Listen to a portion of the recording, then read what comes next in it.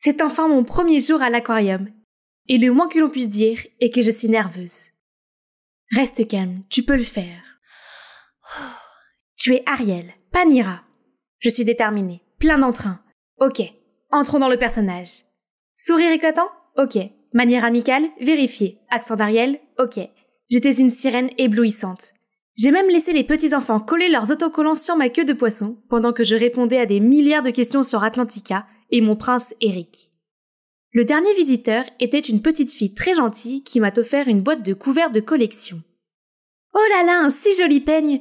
Mais il semble rare. Es-tu sûr que tes tuteurs seraient d'accord? Bien sûr! Mon frère me dit toujours oui.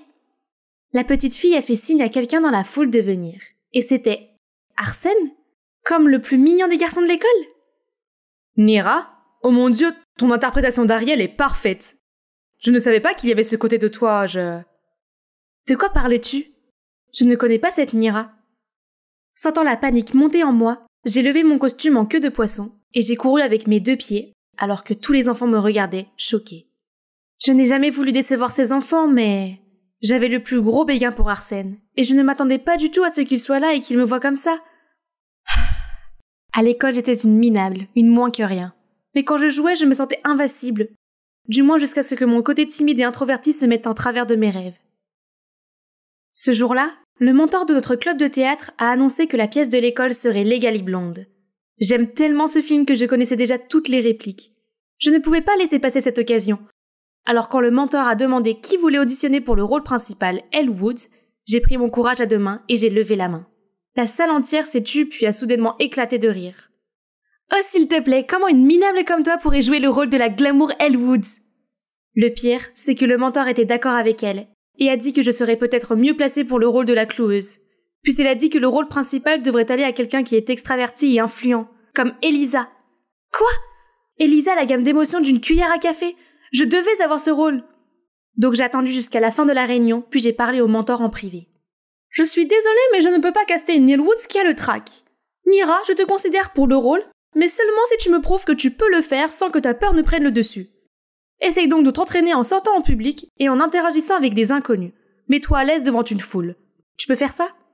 Me sentant déterminée, je me suis tout de suite mise à la recherche d'une expérience sociale quelconque. Et c'est pourquoi j'ai postulé pour ce travail à l'aquarium. Mais je n'aurais jamais pensé que quelqu'un de la classe se présenterait. Surtout pas Arsène! Il m'a même rattrapé à l'école le lendemain, en insistant sur le fait qu'il m'avait vue à l'aquarium. Et typiquement moi, étant tout agitée et timide, j'ai lâché. Tu m'as peut-être confondue avec ma sœur jumelle, Cora? Oh, dans ce cas, je peux avoir son numéro? Ou tu peux t'arranger pour que j'aille à un rendez-vous avec elle? La façon dont elle rayonnait de confiance était incroyable. Waouh, je ne m'attendais pas à ce qu'il soit aussi intéressé par mon jeu d'acteur. Quelle ironie! Attends, et si je continuais à jouer Cora et que j'allais à ce rendez-vous avec lui? Je pourrais m'entraîner à jouer le rôle de cette fille extravertie sans complexe, tout en passant du temps avec lui. T'entends, non? Ok, attends au café du livre près de l'école le dimanche à 15h. Je vais en parler à Cora. Je m'étais préparée pour ce rendez-vous toute la semaine. Après avoir regardé plusieurs tutoriels sur YouTube, j'ai finalement réussi à composer ce look audacieux. Tout ce qu'il restait à faire était de porter la confiance en soi de Cora pour la sortir. J'ai donc fait un défilé à la Bella Hadid dans le café, passant directement devant les badauds bouche béée et me dirigeant vers le siège d'Arsène pour l'interrompre dans sa lecture. Bonjour, est-ce que c'est un livre de Rick Riordan? Oui, Les héros de l'Olympe. Tu es aussi une fan de Riordan? Tu te moques de moi? J'ai lu toutes ses œuvres. Oui, Briser la glace, c'est réussi. Nous avons sympathisé grâce à notre amour commun des romans fantastiques et d'autres trucs d'intello. Je ne voulais pas que ce rendez-vous se termine, alors je l'ai invité dans un endroit secret. J'ai couvert ses yeux jusqu'à ce que nous arrivions, et comme il était mignon, il a accepté, même s'il avait l'air incertain de ce qui se passait. Quand j'ai allumé les lumières et que la patinoire est apparue, son visage s'est éclairé. Puis la neige a commencé à tomber. C'était comme une scène de la Reine des Neiges. Puis nous sommes allés sur la glace, et Arsène est tombé directement sur ses fesses. Arrête de rire, c'est ma première fois, ok? Oh, Arsène embarrassé était si mignon. Je l'ai aidé à se relever et c'était la première fois que nos mains se touchaient. Je lui ai fait faire le tour et lui ai appris quelques mouvements. Quand je l'ai regardé, je l'ai vu me regarder avec un grand sourire. Puis soudain il m'a attirée, je suis tombée dans son étreinte. Nos visages étaient si proches et j'ai juré que nous étions sur le point de nous embrasser. Ah! À bout de nerfs, je l'ai repoussé, il a perdu l'équilibre et est tombé à plat sur la glace. Mais il s'est immédiatement relevé et m'a suivi en patinant. Oh, ne me laisse pas t'attraper, sinon... Voyons si tu essayes. Hier, c'était comme un rêve. On s'est envoyé des textos sans arrêt jusqu'au dernier cours de la journée, le sport. Mes yeux étaient toujours collés à mon téléphone quand une balle volante a frappé mon genou. Elle venait d'Elisa. Juste après ça, une autre est arrivée et a fait tomber mes lunettes. Je me suis protégée avec mes bras et j'ai espéré que ça partirait bientôt. Et étonnamment, ça a été le cas. Seulement, Arsène était debout devant moi, bloquant toutes les balles. « Arsène ? Qu'est-ce que tu fais là ? On était juste en train de jouer. » Jouer ? Tu ne vois pas que tu lui fais mal ? Puis Arsène s'est tourné vers moi et m'a demandé si j'allais bien. Est-ce que c'est ça ? A-t-il réalisé que j'étais la fille avec laquelle il est sorti ? Merci de m'avoir aidé. Tu es mon amie. Et aussi la sœur de Cora. Donc je dois veiller sur toi, non ? Oh, il ne m'a pas reconnu. Ça veut dire que mon jeu d'acteur était impeccable, non ? Alors pourquoi je me suis sentie si mal à l'aise ? Même si je me sentais mal à l'aise dans cette situation, j'aimais aussi beaucoup trop Arsène pour m'arrêter. Donc j'ai continué à faire semblant d'être Cora. Il se comportait comme un amoureux lors de nos rendez-vous, et ça me faisait fondre. Mais à l'école, il ne voyait en moi que la sœur maladroite et sans défense de Cora. Il parlait constamment d'elle et regardait fixement dans le vide, comme s'il y avait une Cora imaginaire. J'ai commencé à m'inquiéter du fait qu'Arsène n'aimait que l'héroïne confiante, amusante et spontanée que j'avais créée, et non la timide Nira. Je ne pouvais pas lui en vouloir. Même moi, je ne me trouvais pas aimable. C'est peut-être pour ça que maman m'a quittée sans prendre la peine de m'écrire ou de m'appeler. Je ne pouvais plus faire ça. Je ne pouvais pas nourrir Arsène avec de faux espoirs d'un personnage irréel. Alors j'ai tapé un message à Arsène, lui disant que Cora était en route pour étudier à l'étranger pendant 3 ans, et que cette relation ne marcherait pas. Arsène n'a pas arrêté de répondre aux textos, et est même venu chez moi pour chercher Cora, et a fondu en larmes quand je lui ai dit qu'elle était déjà partie. Je me sentais si mal, mais c'était le seul moyen pour lui d'arrêter de fantasmer sur Cora. Avec le temps, sa douleur s'estomperait, non ? À partir de ce jour, Arsène m'a toujours cherché à l'école et m'a toujours demandé des nouvelles d'elle. Cela n'est pas passé inaperçu auprès d'Elisa, qui était clairement verte de jalousie. C'était l'heure du déjeuner, et Elisa avec ses servantes se sont soudainement approchées de moi. « Pourquoi es-tu si seule ? Arsène t'a-t-il abandonné ?» J'ai essayé de l'ignorer, mais elle ne voulait pas me laisser tranquille. « Bien alors, je vais te donner un coup de main. »« Arsène, salut ! Tu savais que Nira ici est tellement obsédée par toi ? Elle admet même qu'elle aime te suivre partout comme une harceleuse. Comme c'est effrayant. » Hein ? Qu'est-ce que cette fille disait ? Maintenant, les gens me regardaient, me jugeaient pour quelque chose qui n'était même pas vrai. J'en avais fini d'être Nira la perdante. Si seulement la personnalité de Cora m'aidait à me défendre. Tais-toi ! Moi et Arsène sommes amis, et alors ? Pourquoi tu dois inventer des trucs sur moi ? C'est parce que tu es jalouse de moi ? Quoi ? Moi ? Jalouse de toi ? Tu aimes Arsène, n'est-ce pas ? Je suis désolée pour toi. Vraiment, tu vas t'en prendre à tous ceux à qui il parle ? C'est pathétique. C'est comme ça que les gens ont fait des commentaires désapprobateurs à Elisa. Elle n'a pas pu faire autre chose que de s'enfuir avec honte. Tandis que moi, je recevais des éloges pour m'être dressée contre le tyran de l'école. Les gens semblaient aimer cette nouvelle facette de moi. C'était peut-être le bon moment pour me relooker. Le lendemain, j'ai commencé à m'habiller de manière audacieuse et à porter des lentilles de contact au lieu de lunettes ringardes. Mes camarades semblaient apprécier mon nouveau look. Mon mentor du club de théâtre a également changé d'attitude à mon égard.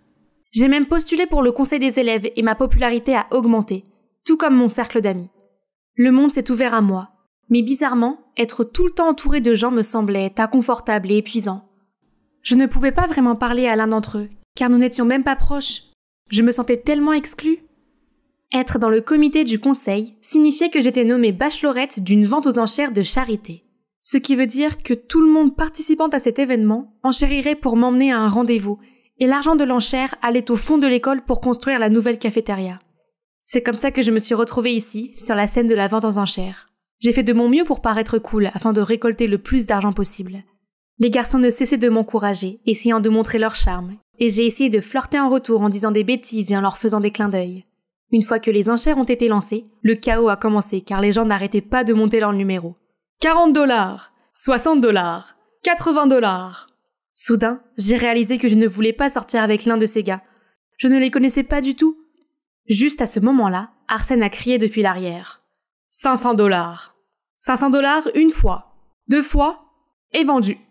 Arsène a sauté sur scène, a attrapé ma main et m'a traîné hors de là. Il m'a conduite au jardin, puis a commencé à me poser des tonnes de questions. Qu'est-ce qui se passe avec toi ? C'est comme si tu étais quelqu'un d'autre. Non, je suis juste la même vieille Nira. Dis-moi la vérité. Es-tu Cora? Tu as échangé ta place avec ta sœur pour la protéger, n'est-ce pas? Oh Cora, tu m'as tellement manqué. Après tout ce temps, il était toujours amoureux de Cora? Même maintenant que je me suis changée, il ne me voit toujours pas comme Nira. Arsène, je ne peux pas. Puis je suis partie en courant. Après une nuit à pleurer jusqu'à s'endormir, j'étais de retour à l'école, et je me suis retrouvée convoquée dans le bureau du principal avec une Elisa souriante. Là, elle a montré au principal un enregistrement vidéo de ma conversation avec Arsène la nuit dernière, qui était la preuve que quelqu'un d'autre m'avait remplacée à l'école. Si c'était vrai, je pourrais être expulsée. Oh non. Paniquée, j'ai lâché un mensonge en disant que j'étais bipolaire, et que parfois, je passais à l'autre personnage et me comportais mal. La directrice semblait confuse, mais elle a ensuite insisté pour que j'aille voir le thérapeute de l'école. Je n'avais pas d'autre choix que d'accepter. Et c'était en fait très bien pour moi, car en parlant au thérapeute, j'ai enfin pu parler de mon passé. Depuis que je suis enfant, j'ai toujours été super timide. Je pensais que c'était pourquoi maman m'avait laissée quand elle s'est séparée de papa et a déménagé. Elle ne m'avait même pas contactée une seule fois. Je savais qu'une intello puérile comme moi ne serait jamais celle à qui elle pourrait vraiment parler. Dieu merci, mon père est venu me chercher après ça. L'idée d'affronter mes soi-disant amis dans le bus me donnait la nausée. « Es-tu si malheureuse sans ta mère à tes côtés ?» Je ne sais pas pourquoi elle m'a abandonnée sans un mot. Étais-je une perdante à ses yeux? Chérie, écoute, maman t'aime. Et la raison pour laquelle tu n'as reçu aucune lettre d'elle, c'est parce que je te les ai toutes cachées. Quoi? Pourquoi as-tu fait ça? Parce que j'étais tellement brisée après le départ de ta mère que j'ai pensé que ce serait mieux si toi et moi pouvions tout oublier d'elle. Je suis désolée. Ne sais-tu pas à quel point je me suis sentie mal toutes ces années à cause de ton égoïsme? J'ai couru dans la maison immédiatement. Je ne pouvais pas le regarder en ce moment. Jusqu'à voir que maman et Cora étaient assises dans le salon. Elles se sont précipitées vers moi et m'ont serrée dans leurs bras. Oui, le personnage de Cora n'a pas été entièrement inventé. Je l'ai plutôt basé sur ma vraie sœur jumelle. La petite fille de 5 ans que j'étais s'est toujours tenue aux côtés de Cora, se cachant derrière sa robe tandis qu'elle s'opposait hardiment à tous ceux qui osaient s'en prendre à moi. Je l'ai toujours admirée. Il s'est avéré que lorsque papa a reçu l'appel de l'école, il a réalisé que ses actions m'avaient fait souffrir. Alors il a fait tout ce qui était en son pouvoir pour contacter maman et l'a fait venir ici avec Cora. Maman n'arrêtait pas de s'excuser en disant qu'elle regrettait chaque minute passée à me laisser derrière elle. Les voir s'effondrer en larmes comme ça m'a fait mal au cœur, mais m'a donné un sentiment de chaleur en même temps. Après tout ce temps, ma querelle familiale était enfin résolue. Juste à ce moment-là, on a sonné à la porte. C'est Arsène. Nira, c'est ton petit ami? Coup. Je l'ai immédiatement éloigné, et cette fois, je lui ai avoué toute la vérité. Je lui ai dit comment j'avais menti en disant que la fille de l'aquarium était Cora, parce que je ne pensais pas qu'il aimerait la vraie moi, car je n'avais pas une présence sûre. Et mes sentiments pour lui étaient réels. C'est pourquoi j'ai essayé si fort de me rapprocher de lui. Mais je me suis dit que maintenant qu'il savait la vérité, c'était fini. Alors je suis partie. Enfin, je suis de retour. J'ai été à Los Angeles pendant toutes les vacances d'hiver pour passer plus de temps avec maman et Cora et pour me découvrir. J'ai réalisé que le fait d'être introvertie n'est pas gênant du tout. Je suis observatrice et cela m'aidera beaucoup pour ma passion d'actrice, non? Ce semestre, je vais définitivement impressionner mon mentor du club de théâtre. Aucun garçon ne me distraira plus jamais. Et c'est là que j'ai vu Arsène me faire signe avec un énorme bouquet dans la main. Arsène, qu'est-ce que tu fais ici? Tu n'étais plus en colère contre moi? Eh bien, j'y ai beaucoup réfléchi, et honnêtement, les choses entre nous ont mal tourné. Donc j'aimerais apprendre à te connaître à nouveau. Seulement cette fois, s'il te plaît, que ce soit la vraie toi, car je veux vraiment savoir qui est Nira. Qu'est-ce que tu en dis? Oui, j'adorerais ça. Je marchais dans la forêt quand un cri m'a fait sursauter. Un homme fuyant avec effroi une meute de loups. J'ai rapidement hurlé vers eux, puis je me suis accroupie. Distraits, les loups se sont arrêtés, ont laissé l'homme et ont prudemment reniflé vers moi. Hé, petite fille, sauve-toi! Chut! Après avoir jugé que je n'étais pas une menace, ils ont remué leur queue et ont commencé à me lécher le visage. Tu n'as pas peur? Pas du tout. Les gens se me prennent souvent sur les loups. Ce n'est pas le petit chaperon rouge. Ce ne sont pas des mangeurs de grand-mère. Viens te faire de nouveaux amis, mon pote. Bonjour, je m'appelle Winona, une Amérindienne de 18 ans qui vit dans la réserve de Blackfeet avec ma mère. Et je suis sur le point de vous raconter l'histoire la plus folle de ma vie. Après le départ des loups, J'ai aidé le gars à trouver un endroit pour nettoyer sa blessure et je lui ai parlé des loups. Tu es une Blackfoot née et élevée? C'est la première fois que je rencontre une Amérindienne. Et toi? Qu'est-ce qui t'amène ici, citadin? Je suis un pianiste qui se promène ici pour trouver l'inspiration. Tu l'as trouvé? Ou as-tu failli te perdre à ce moment-là? L'inspiration est difficile à trouver, surtout quand on est pianiste de théâtre. Un quoi? Un pianiste de théâtre. Je travaille à Winter Garden. À New York? Waouh, c'est mon rêve d'être une actrice de comédie musicale à Broadway. En fait, mon théâtre est à la recherche d'une équipe de scène. Tu peux commencer par là et je trouverai le moyen de te présenter aux bonnes personnes. Je ne pouvais pas laisser passer une telle occasion. Mais le problème est que ma mère n'aime pas du tout les arts du théâtre et m'interdit même d'en parler. Je dois donc élaborer un plan. J'ai ramené Luc à la maison pour le déjeuner. Maman a été si accueillante et a même préparé un grand banquet. Alors Luc, c'est ça? Qu'est-ce qui t'amène dans le Montana? Je fais un travail de recherche pour l'école. Je suis à l'université. Oh, tu as donc à peu près le même âge que Winona. Elle a récemment terminé le lycée. Je sais. Et si ce n'était pas pour Winona, je serais déjà mort. Alors je me disais que, si vous êtes d'accord, j'aimerais l'inviter à l'université avec moi. C'est gentil de ta part. Mais qu'est-ce que tu étudies? L'hôtellerie. Maman, j'ai pensé que je pourrais aussi essayer. Mais chérie, tu as dit que tu voulais prendre une année sabbatique. Je voulais pas aller à l'université toute seule. Mais maintenant que j'ai rencontré Luc, ce sera différent. Madame Ryder, je vous promets que je prendrai bien soin d'elle. Maman a souri, puis a hoché la tête. Youpi! Mission accomplie! Waouh! Regardez comme les rues de New York sont folles. Heureusement, Luc m'a trouvé un petit endroit à quelques rues du théâtre. Et le lendemain, il m'a trouvé un emploi de membre du personnel pour que je m'habitue d'abord à la scène théâtrale. Ce n'est pas facile, surtout quand on travaille pour un directeur grincheux qui a des tas d'exigences. Hé, toi! Oui, toi, la femme de ménage, pousse-toi de là! Mais le simple fait d'être ici, si près de la scène, est incroyable, n'est-ce pas? Un jour, sur le plateau de tournage de la nouvelle pièce de Monsieur Killorn, il s'est mis à crier et à jeter des papiers partout. Curieuse, j'ai ramassé le script et j'ai vu une ligne écrite en Blackfoot. Kitsi Kakomin, je t'aime? Monsieur Killorn m'a soudain remarqué. Oups, j'ai dû le dire trop fort. Comment as-tu appris à parler le Blackfoot? C'est ma mère qui me l'a appris. Oh, je vis dans la réserve de Blackfeet. Intéressant. Tu sais quoi? Tu as été choisi pour le rôle principal de cette pièce. Va rencontrer Jade, la répétitrice, ici au studio du théâtre. Elle te donnera d'autres instructions. Je me suis figée sur place et je n'arrivais pas à croire ce qui venait de se passer jusqu'à ce que Luc apparaisse, s'incline devant le directeur et me sorte de là. Est-ce que je vis enfin mon rêve? Le voilà, le studio de la carte de visite. Hein? Est-ce qu'il chasse un coyote? Ce type stupide agitait son parapluie en direction de l'animal hargneux. J'ai essayé de dire à tout le monde de reculer, mais personne n'a entendu ma petite voix. Jusqu'à ce que le gars à côté de moi prenne soudain la parole. Tout le monde, reculez! Dieu merci, les gens ont enfin écouté. J'ai avancé lentement vers le coyote, je me suis agenouillée et je lui ai tendu la main. Lorsqu'il a semblé me faire suffisamment confiance, je lui ai doucement caressé la tête et je l'ai calmé. À ce moment-là, l'assistant de Monsieur Killorn est apparu et a recueilli le coyote. Il s'avère que c'est l'animal de compagnie de Monsieur Killorn. Qui garde une créature sauvage comme animal de compagnie dans cet espace urbain étouffant? Ça va? Tu as mal quelque part? Je vais bien. Le pauvre petit coyote avait l'air terrifié. Tu t'y connais en animaux, n'est-ce pas? J'ai grandi avec eux, oui. Dans la mythologie des Blackfeet, les coyotes sont des esprits gardiens. Eh bien, tu étais vraiment un esprit gardien, là. J'étais encore très touchée par ces paroles, mais Luc est soudain apparu. Winona, je viens d'apprendre ce qui s'est passé. Tu vas bien? Qu'est-ce que tu fais ici? Le gars qui était amical il y a une seconde semble maintenant prudent et s'éloigne tandis que Luc le poursuit du regard. Je vais bien. Tu devrais rester loin de lui. Luc n'a pas l'air d'aimer ce type. Il y a quelque chose de bizarre entre ces deux-là. Je suis allée rencontrer Jade, notre coach. Elle m'a parlé du rôle et m'a présenté Nathan, mon partenaire acteur qui se trouve être le gars que je viens de rencontrer. Je n'ai pas pu m'empêcher de sourire et j'ai tendu la main à Nathan. Mais il m'a ignoré et s'est tourné vers le script. Bonjour, est-ce que je suis qu'une étrangère maintenant? Nous avons ensuite essayé la première partie. Mais comme c'était la première fois que je me trouvais sur une table tournante, j'ai fait un faux pas et je suis tombée sur Nathan. J'ai rougi quand il a soudain jeté un coup d'œil à Luc et m'a lâché, me faisant presque embrasser le sol. C'est alors qu'une fille a fait son apparition. Est-ce que tout est prêt pour mon set?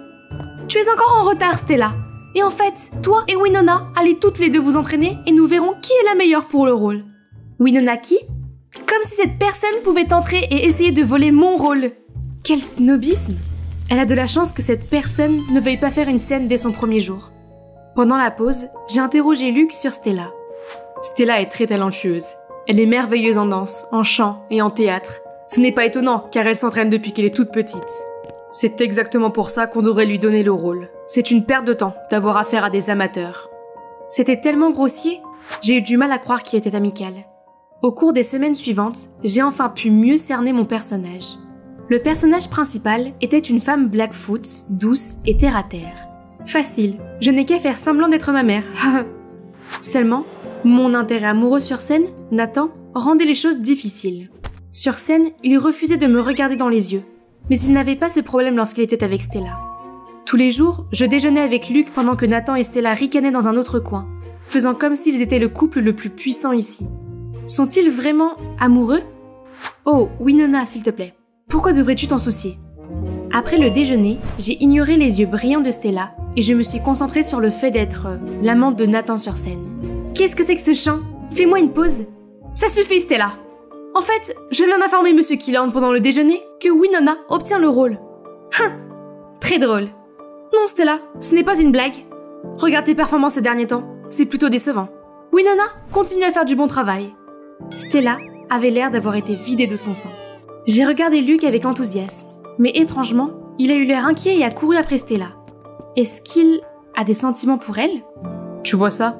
Pourquoi n'a-t-il pas avoué ses sentiments pour Stella et mis fin à cette tragédie de l'amour non partagé? N'est-ce pas parce que Stella et toi êtes ensemble? Et c'est aussi pour ça que tu es si peu enthousiaste sur le plateau avec moi? Ce n'est pas ça. C'est juste que je n'arrivais pas à me contrôler à chaque fois que nos regards se croisaient. Qu'est-ce qu'il voulait dire par là? Félicitations en tout cas. J'ai toujours su que tu méritais ce rôle. Il a raison. J'ai vraiment travaillé très dur pour cela. Je suis si proche de réaliser mon rêve maintenant. Le lendemain, je me suis précipitée à la première répétition officielle et j'ai joué de tout mon cœur devant Monsieur Kilhorn et toute l'équipe. J'étais en train de danser sur la chanson sentimentale de Luc quand la porte s'est ouverte en claquant. C'était maman. Je ne peux pas croire que tu m'aies menti et que tu sois venu ici pour faire ces folies. Oh non, Monsieur Kilhorn est devenu pâle tandis que Jade a sursauté en voyant maman. J'ai essayé de dire à maman de me laisser finir la scène, mais... D'accord, c'est comme ça.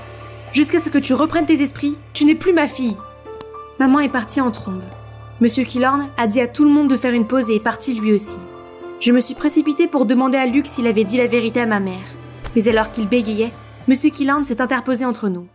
Je ne savais pas que tu avais dû mentir à ta mère pour venir ici. Oui, malheureusement. Elle est au courant de mon rêve d'être actrice, mais elle a toujours été très négative à ce sujet. C'est vrai? Eh bien, tu fais du bon travail.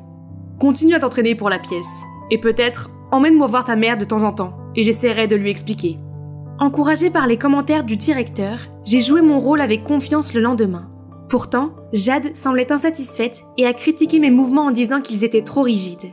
Winona, je donne le rôle à Stella. Tu as besoin de plus d'entraînement. Quoi? Je ne suis pas un jouet que l'on peut lancer d'un côté et de l'autre? Est-ce que tout cela n'était qu'une mise en scène pour nous opposer? Dans quel but? Pourquoi ce changement? Tu n'es pas qualifiée. Retourne chez ta mère. Quel est le rapport avec ma mère? Je ne savais pas ce qui se passait, mais j'étais sûre d'une chose. Je devais faire mes preuves. Je suis donc restée au studio pour m'entraîner, me balançant et balançant mon âme sous la lumière du studio, jusqu'à ce que je me foule accidentellement la cheville. C'est alors que Nathan est sorti et m'a aidé à me relever. Pourquoi es-tu encore là? Je t'ai vu rester, alors je me suis dit que j'allais rester un peu plus longtemps. Pendant qu'il parlait, il a pressé doucement un sac de glace sur ma cheville. J'ai senti les papillons battre dans mon estomac, mais je me suis soudain souvenu de son attitude précédente et je l'ai repoussé, prête à me lever, juste pour tomber dans son étreinte à nouveau. Tu dois penser que je suis à la fois chaud et froid, mais je ne voulais pas que Luc se méprenne. Qu'est-ce que tu veux dire? Nous ne sommes que des amis, et qu'est-ce qui se passe entre toi et Luc? Il m'a ensuite raconté comment Stella et lui étaient des meilleurs amis à l'école d'art, jusqu'à ce que Luc apparaisse. Luc a été immédiatement attiré par Stella et a demandé à Nathan de les mettre en contact. Nathan a bien sûr accepté avec joie. Mais le lendemain, Stella a soudain exprimé ses sentiments pour Nathan, devant Luc. Luc ne l'a pas très bien pris et a pensé que je me moquais de lui. Depuis, il m'en veut. Alors, Stella et toi n'êtes que des amis? Oui. Stella peut paraître puérile, mais elle est gentille. C'est juste qu'elle a beaucoup de choses à gérer à l'intérieur d'elle. Je veille sur elle. Mais maintenant, elle va devoir apprendre à se débrouiller seule depuis que j'ai rencontré mon esprit gardien. Son esprit gardien? Nous étions si près l'un de l'autre que j'ai failli l'embrasser. mais je me suis vite éloignée en disant que je devais aller m'entraîner. La dernière répétition est ma seule chance de récupérer mon rôle maintenant. Je me suis présentée comme simple remplaçante aujourd'hui, mais quand tout le monde était prêt à répéter, la seule personne qui manquait était Stella. Personne ne semblait pouvoir la contacter, et le directeur s'impatientait. Jade n'a pas eu d'autre choix que de me pousser sur la scène. Luc n'avait pas l'air très content de ce remplacement, et jouait soudain du piano beaucoup plus vite que prévu. Troublée, j'ai pris une grande respiration et je me suis laissée flotter naturellement à son rythme. Pendant l'entracte, j'ai demandé à Luc de quoi il s'agissait. « Laisse tomber, Winona. Je le savais déjà. Tu es arrivée ici grâce à ton directeur de père. Pourtant, tu m'as trompé avec ta petite histoire. C'est toi qui as forcé Stella à quitter ce rôle. » « Qui est mon père? Monsieur Killorn ?» C'est à ce moment-là que j'ai été appelée pour l'acte suivant. Toujours perplexe face aux propos de Luc, je n'arrivais pas à me concentrer sur mon rôle avec Nathan. Soudain, j'ai entendu Nathan crier mon nom et bondir pour me pousser sur le côté. Je suis tombée par terre et j'ai vu l'énorme lustre atterrir sur Nathan. Tout le monde s'est précipité pour voir ce qui se passait. Et parmi la foule, il y avait maman. Nous attendions tous que le médecin examine Nathan quand Luc a soudain pris la parole. « Je suis désolée pour ce que j'ai dit. Mais Jade m'a dit que Monsieur Killorn est ton père et que vous avez forcé Stella à abandonner son rôle. » Monsieur Killorn et moi avons tous les deux regardé maman avec des yeux stupéfaits. « Winona est ma fille ?» C'est vrai, Andrew. Mais ne t'inquiète pas. Dès que Nathan sera rétabli, je ramènerai Winona à la maison et je ne vous dérangerai plus. Non, tu as tout faux. Pourquoi ne m'as-tu pas parlé de notre fille? Jade a dit que si je te le disais, elle ferait du mal à Winona. Attends, est-ce que ça a quelque chose à voir avec l'accident? Parce que juste avant l'acte, j'ai vu Jade parler à un membre de l'équipe qui a installé la scène pour Nathan et Winona. Je vais faire en sorte que l'on s'en occupe immédiatement. Alors cette pièce sur Andrew et une femme Blackfoot qui tombe amoureux, c'est à propos de toi et maman? Monsieur Killorn n'a pas répondu, mais a regardé maman tendrement et elle a éclaté en sanglots. C'est alors que le médecin nous a dit que nous pouvions rendre visite à Nathan. Luc m'a rapidement entraîné à l'intérieur, laissant les adultes sur place. Comment te sens-tu? Tu as mal quelque part? Tu n'es plus en colère contre moi? Ouais, désolé d'avoir été un con. C'est bon, mec. Va trouver Stella avant qu'elle ne parte. Elle a dit qu'elle en avait marre d'être baladée. Elle prend un congé pour réévaluer certaines choses. Et pourquoi moi? Tu n'es pas... Nous sommes juste des amis. Combien de fois dois-je te le dire? Luc n'a même pas attendu que Nathan finisse et s'est précipité hors de là. Je leur souhaite une fin heureuse. Et c'est en effet une fin heureuse pour tout le monde, non seulement pour Luc et Stella qui sont maintenant officiellement ensemble, mais aussi pour maman et Monsieur Killorn, ou devrais-je dire papa. Notre famille est enfin réunie. En revanche, Jade a disparu dès que ses intentions ont été dévoilées au grand jour. Il s'avère que tout cela était dû au fait qu'elle était amoureuse de mon père depuis des années, alors quand maman sortait avec lui, elle lui a raconté des mensonges à son sujet pour qu'elle parte. Furieuse que maman et moi soyons de retour, elle a décidé de nous faire partir pour de bon. Papa m'a aidé à obtenir une place dans une académie de théâtre à New York, mais maman lui manque beaucoup, alors il trouve toujours des excuses pour nous ramener, Nathan et moi, dans le Montana. Vous avez besoin de plus d'inspiration, non? New York, c'est juste l'agitation. Et si on ramenait le studio ici? Nathan, qu'en penses-tu? Je ne sais pas, mais... Où que tu sois, c'est là que je serai.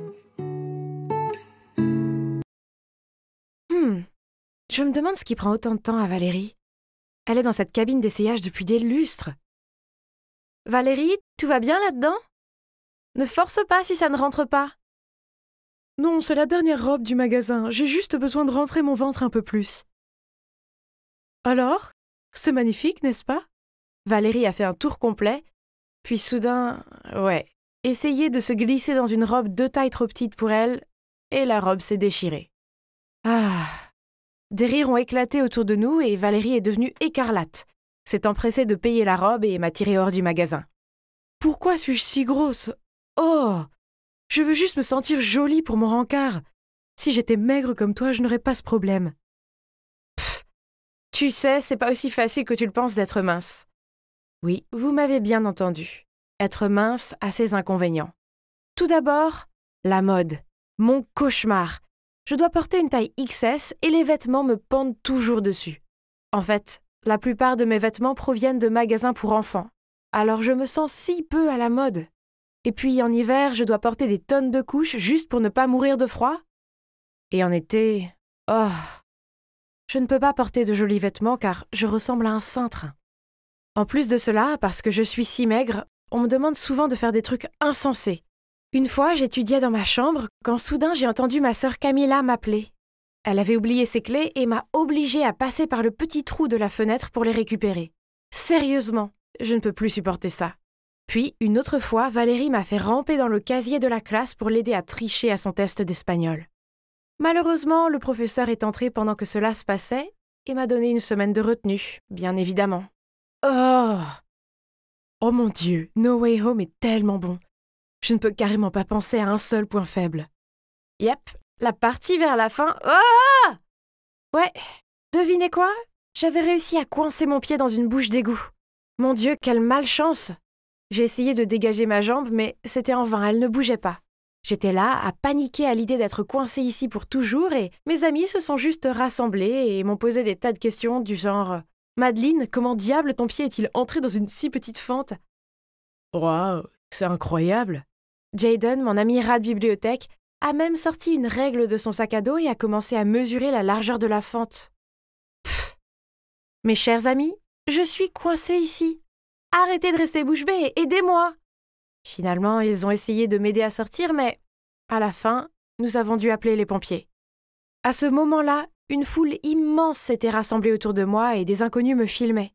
Lorsque j'ai enfin été libérée, tout le monde m'a regardée et a retenu ses rires. Même Parker, mon béguin, souriait. Bon sang, c'était plus qu'embarrassant. Mais un mec canon comme Parker n'aurait jamais remarqué un squelette en mouvement comme moi de toute façon. Ah, ne pense pas comme ça, m'a dit. Tu es si jolie. Fais preuve d'un peu de confiance, d'accord? Valérie a dit en me donnant un coup de coude sur le bras. J'ai posé le livre et lui ai lancé un regard furieux, et j'ai soudain remarqué que Parker se dirigeait vers notre table en souriant. Et ouais, il a dit qu'il voulait s'asseoir avec nous. Même si je dansais dans ma tête, je devais rester calme. Et oh mon Dieu! Pouvez-vous croire qu'il a même dit que j'étais mignonne? Après ce jour, Valérie a continué à m'encourager en me disant qu'il m'avait clairement donné le feu vert. Alors, finalement, j'ai rassemblé mon courage pour écrire tous mes sentiments pour Parker sur une note et la mettre dans son cahier. À la fin du cours, ce jour-là, il est venu à mon bureau et m'a pris la main. Waouh! Tout allait bien. Super même. Jusqu'au jour où, alors que nous faisions une promenade romantique au bord du lac des Cygnes, Parker s'est soudain tourné vers moi et a dit « Tu es si belle, m'a dit. Et si tu prends quelques kilos de plus, tu seras la fille la plus populaire de l'école. » Oui, je sais, mais c'est difficile pour moi de prendre du poids. Pas de problème, laisse-moi faire. Je vais te faire grossir. Je pensais que Parker plaisantait, mais il s'est avéré qu'il était tout à fait sérieux. Depuis ce jour, chaque fois que nous sommes sortis ensemble, au lieu de m'emmener au bowling et au cinéma comme d'habitude, Parker m'emmenait au restaurant. Je jure que j'ai essayé tous les restaurants de notre ville. Plus surprenant, le jour de mon anniversaire, Parker m'a même offert un bouquet de poulet frit. Comme c'est romantique! Mais cela n'a rien changé, parce que mon poids est resté le même. Parker était déçu lorsqu'il a jeté un coup d'œil et a vu que la balance n'avait pas bougé. Alors il a soupiré. Pourquoi Valérie et toi êtes amies en ayant l'apparence totalement opposée? Voici notre adorable Valérie Grassouillette. Quoi? Parker a appelé Valérie adorable encore une fois. Ce n'était pas la première fois non plus. Agacée, j'ai posé ma fourchette et je me suis éloignée d'eux. Après ça, j'ai commencé à éviter Valérie. Je faisais mes devoirs avec d'autres amis, prenais le déjeuner avec d'autres filles, et chaque fois que je voyais Valérie, je me retournais et m'éloignais. Honnêtement, je ne voulais pas qu'il en soit ainsi, mais la voir me mettait mal à l'aise. Mais je ne pouvais pas supporter de voir mon petit ami dire que ma meilleure amie était mignonne alors qu'il me trouvait trop maigre. Ah. Puis les vacances d'été sont finalement arrivées. Je pensais qu'il n'y aurait que Parker et moi, mais il est parti en colonie de vacances en Espagne. Ah, le plan était fichu. Donc j'ai passé toute une journée ensoleillée à bouder à l'intérieur. Qu'est-ce qui ne va pas? Tu t'ennuies parce que ton petit ami est absent? Alors pourquoi tu ne profites pas de ce temps pour le surprendre à son retour? Surprise? Une super idée m'a traversé l'esprit. Mais comment je fais pour être ronde? C'est simple comme bonjour. D'accord, si c'est si facile, montre-moi. J'accepte, si tu fais mes devoirs d'été pour moi. Quoi? Elle est tellement opportuniste. Mais je voulais vraiment prendre des kilos pour Parker. Alors, sans hésitation, j'ai acquiescé. Donc, à partir de ce jour, j'ai commencé à suivre le plan de prise de poids de Camilla. J'ai remplacé les légumes par des aliments gras et mon repas principal était toujours pris tard le soir. J'ai aussi remplacé l'eau par les milkshakes, mais j'ai dû arrêter d'en boire quand l'odeur du lait commençait à me donner la nausée. En me voyant manger comme une folle, mes parents se sont inquiétés. « Madeleine, manger sain est important, sinon ta santé sera affectée. » Mais j'ai ignoré leurs conseils. Cette fois, je devais absolument prendre du poids. Finalement, après 1 mois d'efforts, j'ai pris du poids. Youpi! J'avais l'air beaucoup plus séduisante maintenant, n'est-ce pas? Je me regardais dans le miroir quand j'ai entendu le bip de mon téléphone. C'était Parker, il venait demain avec un cadeau pour moi. Le lendemain, j'ai mis cette robe que je ne m'étais jamais sentie assez confiante pour porter auparavant. Et j'ai demandé à Camilla de m'aider à me maquiller. Dès que j'ai terminé, j'ai attendu Parker avec impatience dans le salon. La sonnette a retenti, j'ai ouvert la porte avec enthousiasme, mais dès qu'il m'a vue, Parker a dit immédiatement « Oh, désolé, je me suis trompé de maison. » Puis il s'apprêtait à partir. « Hein? Il ne m'a pas reconnue? Ça va être amusant. » « Non, chérie, tu ne t'es pas trompée. C'est moi, ton destin. »« Madeleine, c'est vraiment toi? Oh mon Dieu, comment diable peux-tu être aussi grosse? On ne s'est pas vu depuis seulement 1 mois. Alors, tu ne penses pas que je suis plus jolie? » À ma surprise, Parker a secoué la tête. « Non, non, tu es si grosse maintenant, ça ne te va pas. Perds un peu de poids. » Oh, c'était vraiment déroutant. Je pensais qu'il voulait que je sois plus grosse. Aussi agaçant que cela puisse être, j'ai quand même écouté Parker et j'ai essayé de perdre le poids que j'avais pris. Ah. Donc il s'avère que perdre du poids est bien plus difficile qu'il n'y paraît.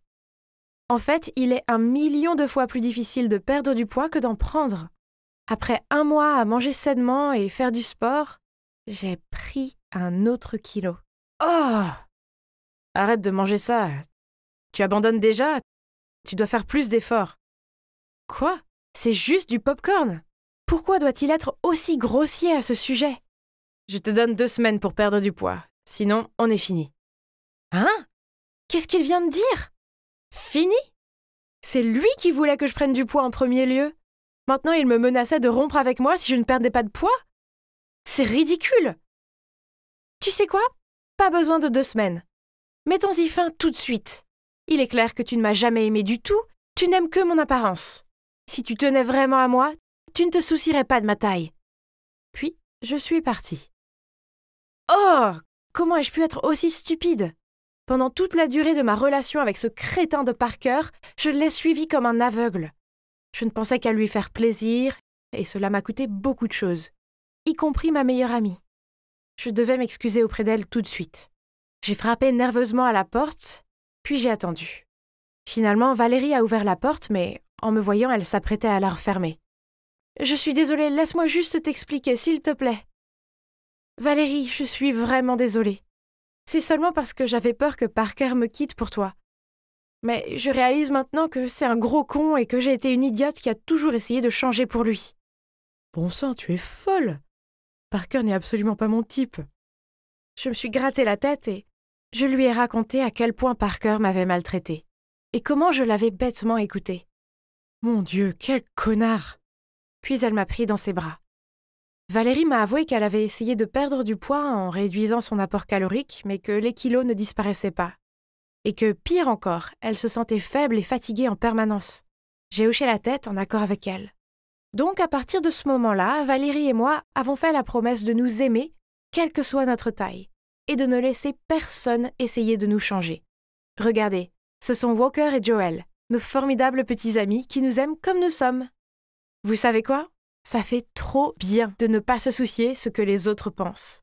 Donc, ne laissez jamais les idiots vous rabaisser, car lorsque vous vous autorisez à être simplement vous, alors vous pouvez enfin réaliser à quel point vous êtes vraiment beau.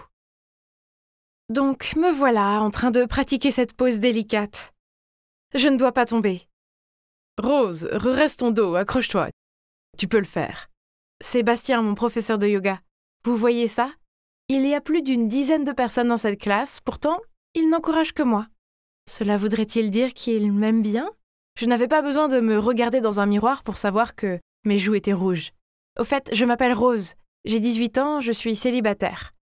Sans vouloir me vanter, je sais que je suis plutôt jolie, amicale et amusante, donc il est facile de dire que je plais à beaucoup de gars. Mais pourquoi aucun d'entre eux n'ose-t-il m'avouer ses sentiments ? De quoi avait-il si peur ? Prenez Bastien par exemple. Il m'aimait clairement, mais était trop timide pour l'admettre. C'était tellement évident car il n'arrêtait pas de tourner autour de mon tapis juste pour pouvoir vérifier ma position. Même mon meilleur ami Joseph l'a remarqué, car à chaque fois que Bastien s'approchait, Joseph avait ce sourire narquois et m'envoyait des signaux avec ses yeux. Je lui ai déjà dit de ne pas faire ça. Après le cours, Joseph n'arrêtait pas de me taquiner. Il m'a dit que Bastien avait des sentiments pour moi et qu'il avait juste besoin d'un coup de pouce. Bien que je lui ai dit à contre-cœur d'arrêter, il a insisté pour être l'entremetteur en envoyant un texto à Bastien à mon sujet. « Bastien, pourquoi n'invites-tu pas Rose à sortir ? Vous êtes vraiment mignons tous les deux. » « Enfin, tu sais que ça ne marcherait pas. »« Ah, pourquoi pas ? » ?»« Parce que, Joseph, c'est de toi que je suis fou. » Je n'allais pas bien. Quel était le problème des hommes autour de moi ? Pourquoi ils ne m'aimaient pas ? Je ne pouvais pas continuer comme ça, je dois avoir un petit ami. Et je ne rigolais pas. Après avoir fait des recherches en ligne, j'ai trouvé un coach d'amour pour me sauver de ma tragique situation de célibataire. Alors Martin, mon coach, est super beau. Il a des abdos de 6-pack et son business cartonne. Il a aidé des centaines de célibataires tristes à trouver l'amour. Assez flashy pour faire confiance, non ? Pourtant, j'étais assez nerveuse quand je l'ai rencontré. Vous savez, ce sentiment qu'un thérapeute vous juge avant de vous soigner. Mais en fait, il était rassurant, très ouvert et ne posait pas trop de questions. Soyons juste ouverts à ce sujet, d'accord ? Manipuler quelqu'un pour qu'il sorte avec toi n'est pas le fondement d'une relation saine. Mais ne t'inquiète pas, puisque j'ai le secret. Le premier jour, et selon Martin, j'avais besoin d'apprendre à aborder de nouvelles personnes. Je suis assez timide, donc prendre l'initiative était difficile pour moi. Mais Martin m'a appris un truc. Quand je vois un mec mignon, je dois l'approcher dans les 3 secondes. Mon cerveau n'aurait pas le temps de réfléchir, d'analyser, puis de me dissuader et de finir par rater ma chance. D'accord, un mec mignon était là, à regarder son téléphone. Je ne dois pas trop réfléchir. 1, 2, 3, partez. Salut ! Salut ? Donc je viens de te voir et je pense que tu es vraiment mignon. Je suis là pour te dire bonjour. Merci de penser que mon petit ami est mignon, mais il est pris. J'ai paniqué. Puis je me suis précipitée vers Martin et j'ai bafouillé. Je ne peux pas. Hé, c'était un succès. Tu entraînes ton esprit et ton corps à agir, vas-y. Pas question. Devrions-nous passer à l'étape suivante ? Et c'était ça la prochaine étape. J'avais besoin de commencer une conversation dans cet endroit où tout le monde était prêt à discuter. C'est simple, Rose. Mets-toi dans une humeur bavarde, va vers eux et fais-leur un compliment. Mais assure-toi que c'est sincère, sinon ça ne comptera pas, d'accord ? J'ai compris. J'ai repéré un homme assis seul, alors j'ai marché vers lui. « Hey, j'aime bien ta bague !»« Oh mon Dieu, était-ce une alliance ?» Ne t'inquiète pas, je suis célibataire. Et est-il si difficile de penser à quelque chose pour me complimenter ? Tu es plus intelligent que tu en as l'air. Eh oui, il est parti. Quel genre de compliment était-ce ? Martin s'est assis dans un coin et m'a regardé passer d'un gars à l'autre et bégayer une série de compliments terribles. Tu as bien fait, Rose, ne te décourage pas. Maintenant, quand tu verras quelqu'un que tu aimes, tu seras plus naturel. Martin a dit que le langage corporel est un élément crucial pour maintenir une conversation. Donc le plan était de pratiquer cela à la fête d'anniversaire de Joseph. Martin ne pouvait pas être là en personne, mais nous sommes restés en contact via mes écouteurs Bluetooth afin qu'il puisse me guider. La mission d'aujourd'hui était d'initier un contact physique avec quelqu'un pour qu'il se sente à l'aise avec moi. Tous ceux qui me connaissent savent que je ne suis pas douée avec ça, alors je leur ai donné des claques bizarres dans le dos. « Hé, j'ai entendu un « aïe ». Est-ce que tu les frappes ? J'ai dit juste un léger coup. Je ne pense pas pouvoir faire ça, je suis trop timide et maintenant les gars me lancent des regards étranges. Martin a dit que cette fois, je devais laisser les gars prendre l'initiative et les choses viendraient naturellement. D'accord, je vais essayer une dernière fois. Ce garçon que j'aime bien, Nathan, est au bord de la piscine, mais il est dans un groupe. Rien à craindre, tu le feras venir à toi. Maintenant, écoute et suis. Je me suis dirigée vers le bar en faisant en sorte que Nathan me voyait. Je me suis assise aussi naturellement que possible, j'ai établi un contact visuel avec lui et j'ai souri. « Oh Martin, c'est stupide, il ne me connaît même pas !»« Attends un peu. »« Oh mon Dieu, il me fait un signe, dois-je venir maintenant ?»« Non, fais-lui un signe. »« D'accord, tu devrais en assumer la responsabilité, Martin. » J'ai fait signe à Nathan, puis à ma grande surprise, il s'est levé et a commencé à marcher vers moi. « Aide-moi, que devrais-je faire ?» Fais un petit sourire, puis dis « Je veux juste te dire bonjour. »« Quoi ? C'est tout ? Mais il se rapprochait et je n'avais pas le choix. « Je veux juste te dire bonjour. »« Et je veux avoir ton numéro, ma belle. » Je n'y croyais pas, c'était un vrai succès. On s'est envoyé des textos toute la nuit, on s'entendait tellement bien, il flirtait carrément avec moi. C'est complètement fou. Mais 2 semaines se sont écoulées et je n'ai plus de ses nouvelles. Je ne cessais de regarder mon téléphone en attendant un appel de Nathan, mais il ne l'a jamais fait. Alors j'ai immédiatement appelé mon coach pour l'aide. Prête pour la mauvaise nouvelle, donc ça veut dire qu'il ne t'aime pas. Même un homme occupé comme Napoléon pourrait encore écrire des milliers de lettres d'amour romantiques à sa Joséphine. S'il était intéressé, il trouverait un moyen. Et je pense aussi qu'il n'est pas le bon type pour sortir avec. Quoi? Nathan est un gentil gars. Peut-être qu'il est juste super occupé? Après, Noël est arrivé et je ne pouvais juste plus attendre.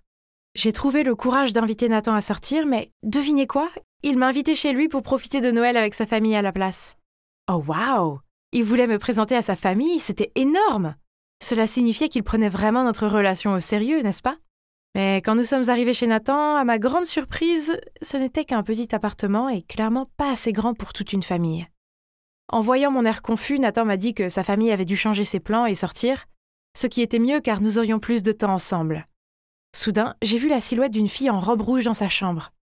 Nathan m'a immédiatement éloignée et a dit « Ah, c'est ma servante. Comme c'est ennuyeux, tu veux aller à l'hôtel pour qu'on puisse passer plus de temps seul? » Vraiment? Il pensait que j'étais née hier? J'ai refusé immédiatement et Nathan a commencé à changer d'attitude. « D'accord, mais je ne peux pas te raccompagner chez toi. J'ai quelque chose d'urgent, mais je vais t'emmener à l'arrêt de bus le plus proche. » Je ne me suis jamais sentie aussi stupide. Martin avait raison, Nathan n'était pas sérieux avec moi. Il voulait juste m'utiliser. Mais qu'est-ce qui n'allait pas? J'ai fait tout ce que j'ai pu, mais j'ai continué à échouer encore et encore. Personne ne m'aimait. J'ai appelé Martin en larmes et il a fini par venir me chercher en voiture, même au réveillon de Noël. Je me sentais comme la personne la plus tragique qui soit. Martin était si patient. Il a allumé la radio si fort et n'a rien dit jusqu'à ce que j'ai fini de pleurer et que je me sois calmée. Tu as encore mal lu les signaux, hein? Comment j'aurais pu savoir? Eh bien, je ne dis pas cela pour me faire de l'argent, mais vu la situation actuelle, je pense que tu dois m'embaucher pour plus longtemps que tu ne le penses. Ma vie amoureuse était peut-être pourrie, mais au moins j'avais Martin. Il est mon espoir. C'était le meilleur coach car il n'a pas hésité à répondre à mes questions et à mes appels, que ce soit aux heures de bureau ou à minuit. Puis un soir, j'étais sortie avec mes amis et j'ai bu un peu trop de vin, j'ai téléphoné à Martin et j'ai bafouillé un tas de bêtises d'ivrogne. Il est immédiatement venu me chercher et m'a ramené chez moi en disant qu'il devait s'assurer que je rentrais en toute sécurité. Il était si sympa. J'ai ressenti quelque chose, mais puis je me suis rassurée qu'il était juste gentil.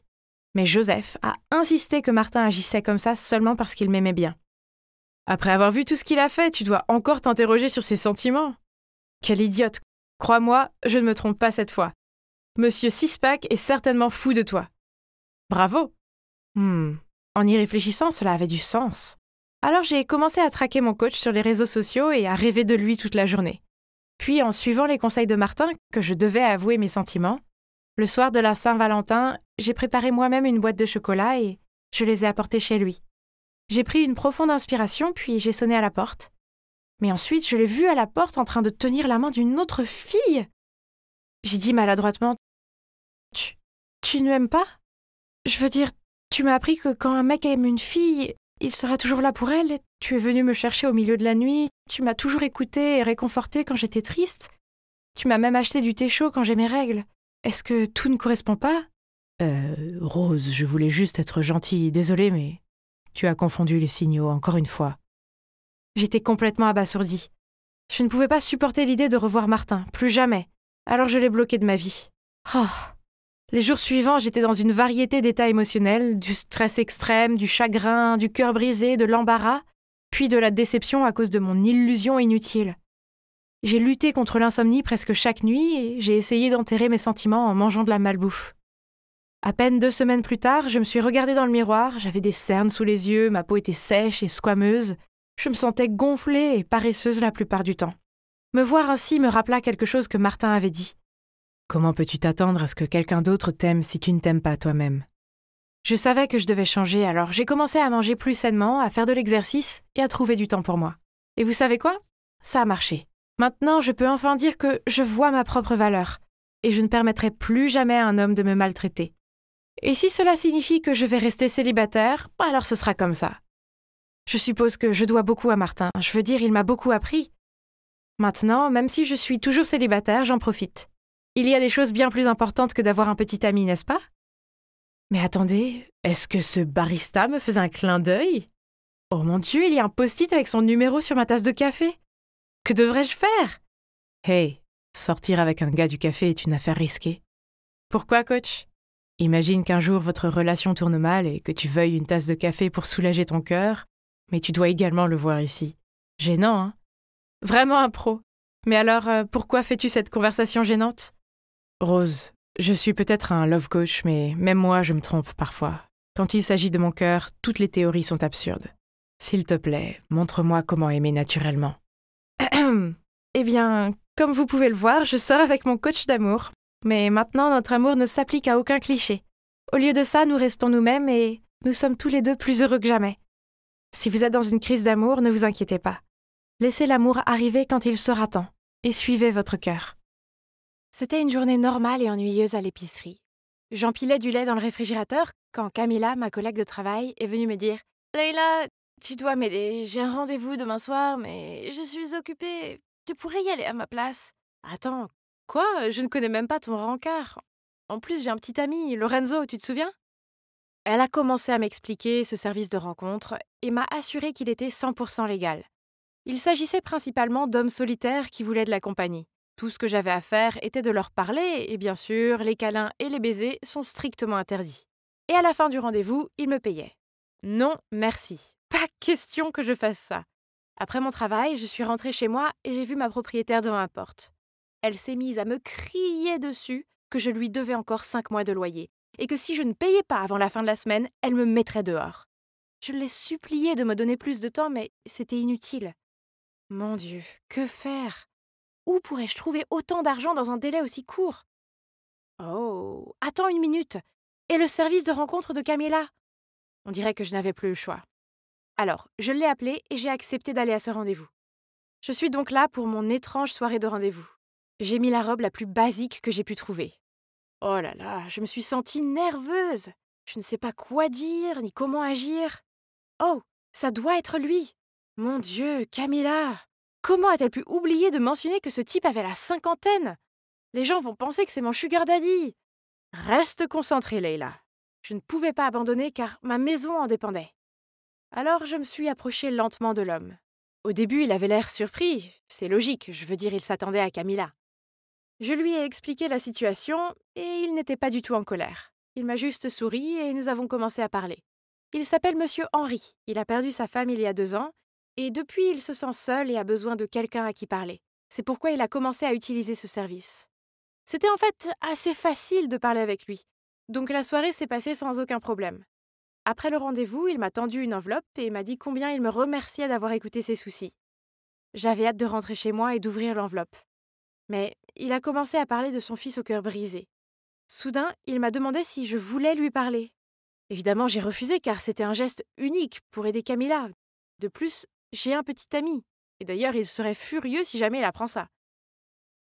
Le lendemain, j'ai payé à la propriétaire 2 mois de loyer et lui ai assuré que j'aurais le reste avec elle bientôt. Mais à mon grand étonnement, elle m'a forcé à payer en une seule fois. Eh bien, devinez où je suis maintenant? Dans un café, à attendre Monsieur Henry et son fils. Ah. Oh, il est là. Et ça doit être son fils?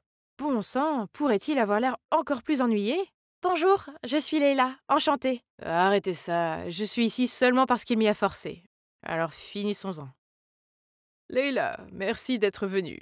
Voici mon fils, Léon. Ne faites pas attention à son attitude. Puis Monsieur Henry nous a laissés seuls. Bon sang, Léon était un sacré cas. Si je lui posais des questions, il se contentait de hausser les épaules ou de renifler. Et quand il a finalement parlé, il a dit de façon sarcastique « Alors, Leila, j'espère que l'argent en vaut la peine ?» Quoi? Quelle impolitesse! Puis il a continué « Tu dois être désespérée. Tu n'as pas honte de toi ?» Oh! C'était la personne la plus grossière que j'avais jamais rencontrée.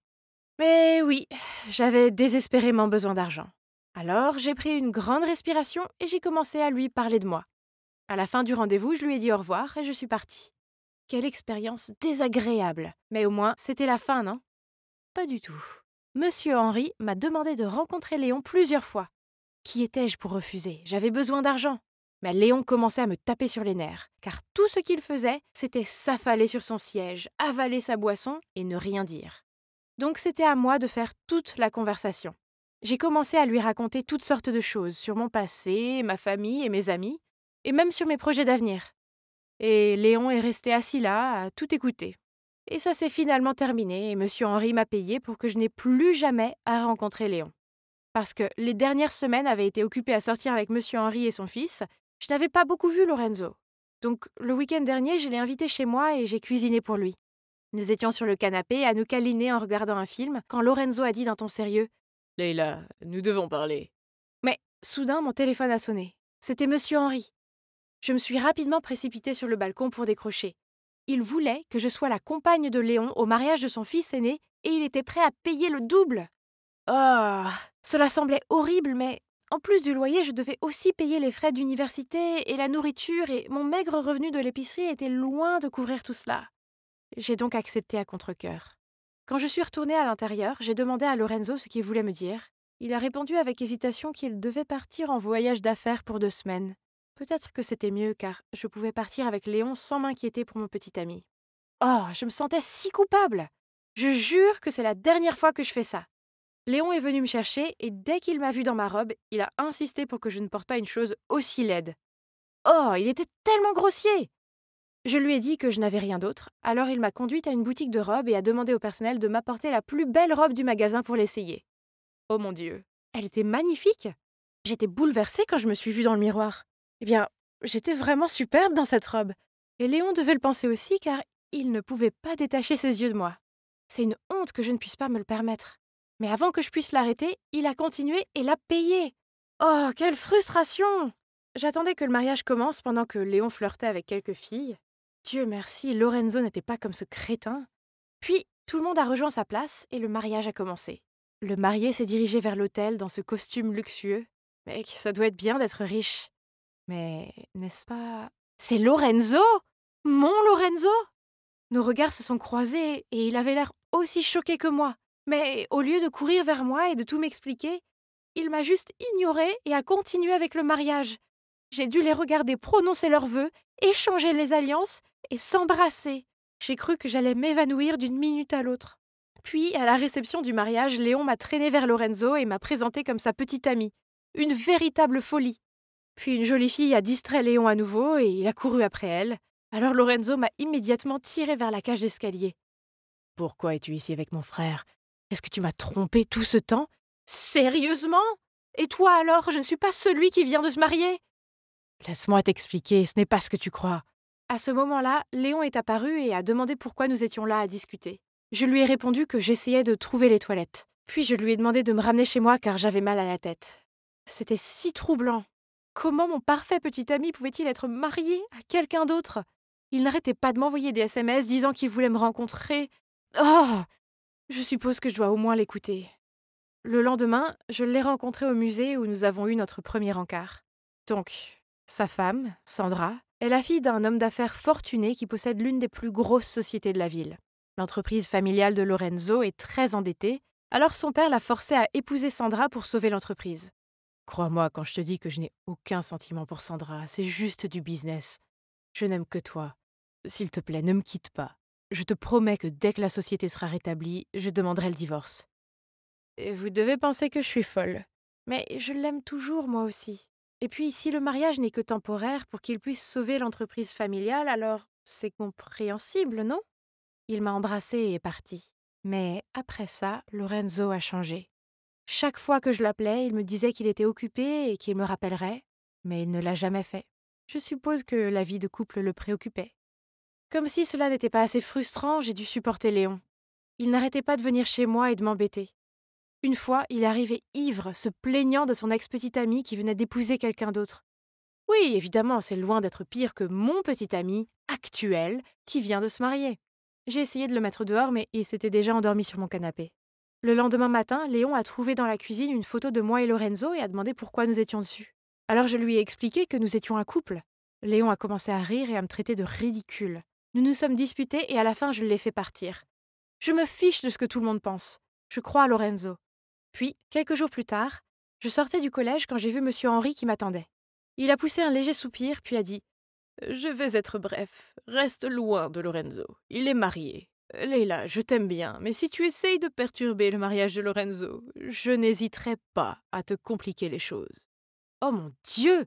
Je n'arrive pas à croire que Léon m'ait dénoncé. Oh! Quel grand gamin! En colère, j'ai pris mon téléphone et lui ai dit ce que je pensais. Oh mon Dieu! Je ne peux pas croire que t'as parlé à ton père de moi et Lorenzo. Tu es un vrai crétin!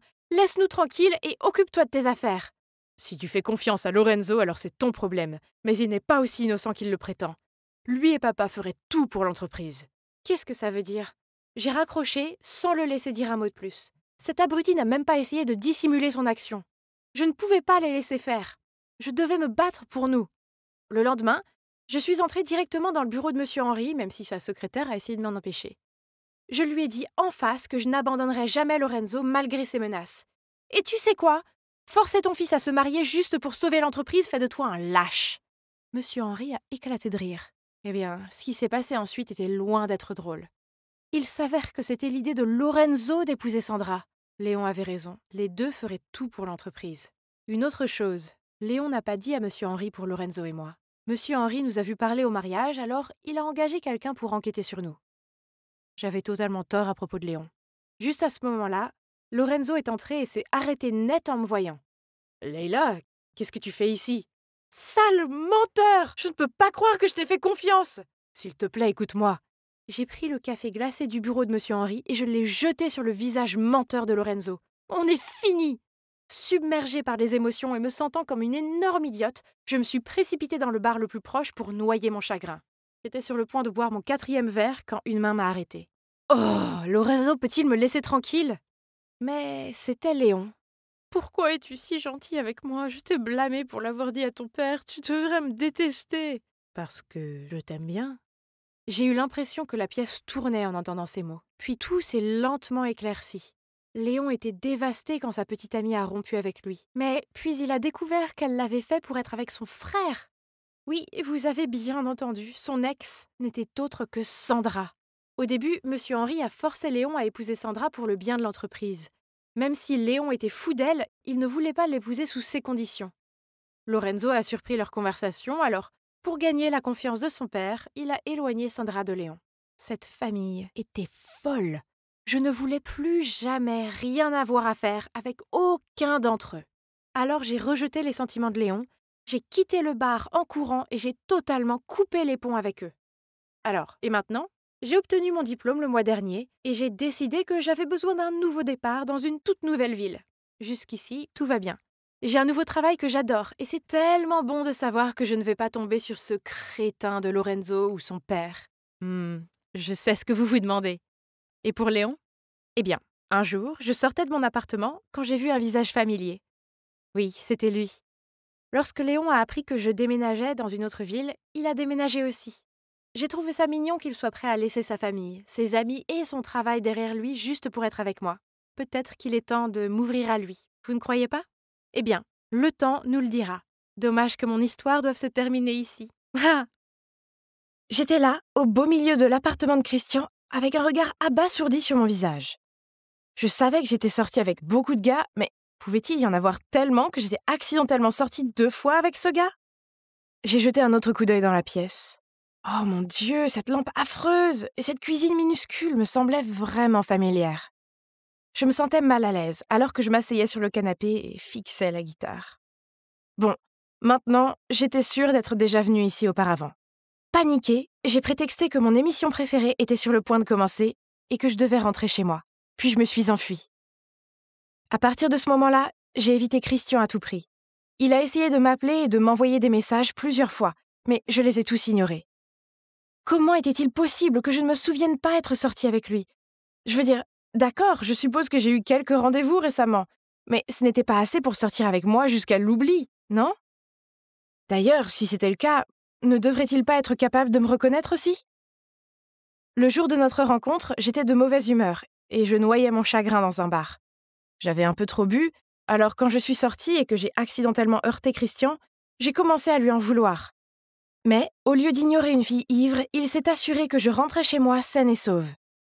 Après cela, je ne sais pas si c'était un accident, le destin ou si Christian me harcelait, mais j'avais l'impression de le croiser tout le temps. Si l'univers voulait qu'on sorte ensemble, qui étais-je pour l'en empêcher?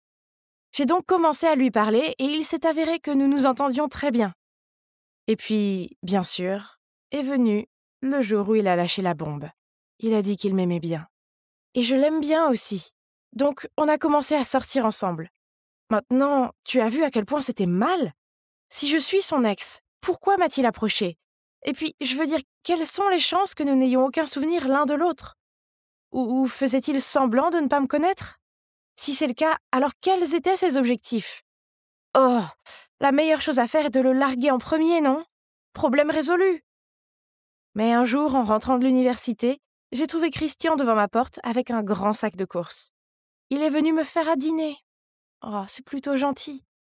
Bon, vu qu'il est là, je devrais attendre la fin du dîner avant de rompre avec lui, non?